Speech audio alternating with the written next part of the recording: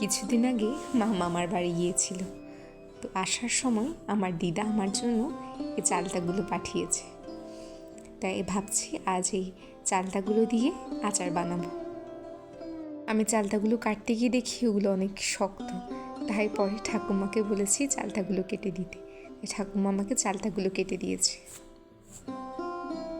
এইদিকে আমি একটা মশলা বানানোর জন্য ধনিয়া, জিরা, গোলমরিচ, সরিষা, লাল সরিষা, সাদা সরিষা আর শুকনো মরিচ নিয়েছি। তারপর এগুলোকে একটু টেলে নেব। তারপর মিক্সিতে দিয়ে ভালো করে ব্লেন্ড করে নেব।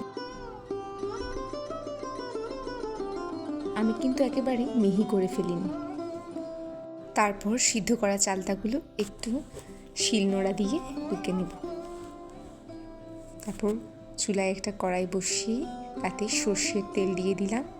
তারপর 1 চা চামচ পাঁচফোড়ন দিয়ে দিলাম। তারপর 2 তেজপাতা ছেড়ে দিলাম।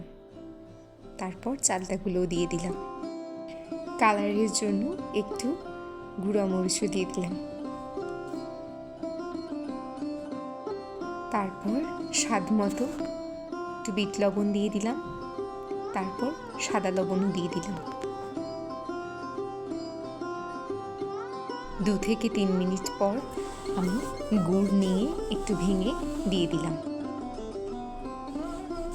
গুড়ের পানিটা একটু শুকিয়ে আসার পর আমি এতে ওই বানানো মশলাটা দিয়ে দিলাম।